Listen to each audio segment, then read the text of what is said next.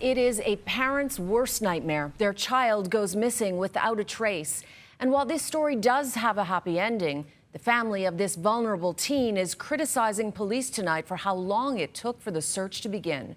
We bring in our Melissa Nakhavoly now. And Melissa, you have the story of this agonizing wait for this family north of Toronto. Yeah, Cynthia, it's a horrific incident for any parent. And after a very long search, this teen, Logan Tozer, who's living with autism, has now been found. And while the family is relieved, the teen's mother says she believes the police search for her son lacked urgency. I'm overwhelmed with joy. A mother's sigh of relief after her 18-year-old son living with autism that was missing for 2 weeks was found. I wasn't expecting the call, and I was actually expecting a call eventually with bad news. So when they said that he was okay, but he was going to get assessed at the hospital, I couldn't stop shaking. Ontario Provincial Police say Logan was found safe this morning in an abandoned building in Havelock near Peterborough that had been searched regularly, that police say was identified as one of his regular hideouts. The individual has been transported to a hospital as a precaution. This outcome is truly a shared success. In the beginning, it was like, oh, he's 18, he's an adult, he can do kind of his own thing. Logan's mother had alerted authorities about her son's condition when he first went missing, but she feels that little action was taken.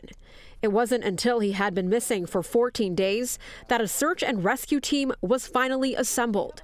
She believes the delayed response stemmed in part from Logan's age.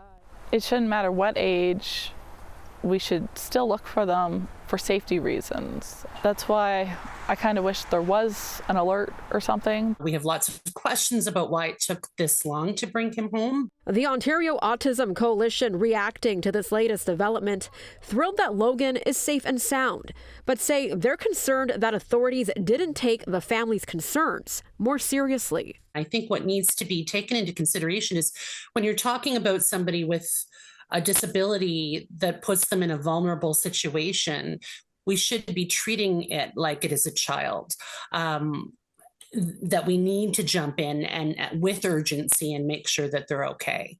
And as for Logan, he has a message to everyone that helped and cared for his safety. To everyone who's been looking for me, thank you. Now that's very touching. Now, Melissa, this story was also mentioned within the legislature at Queen's Park today. Yeah, that's right, Cynthia. Monique Taylor is the NDP critic for Children's Issue, and she brought up Logan's case as well as Bill 74 that would expand OPP alerts to include missing and vulnerable people. And that would only reach certain communities as well. It wouldn't go out like an Amber Alert, for instance. And that bill has been stalled for a year and a half. She brought it up again and also talked about the importance of it being passed, saying that it would be another tool for the OPP when it does come to situations like this, so that a search like this wouldn't take so long. Okay, Melissa, thank you very much. You're very welcome.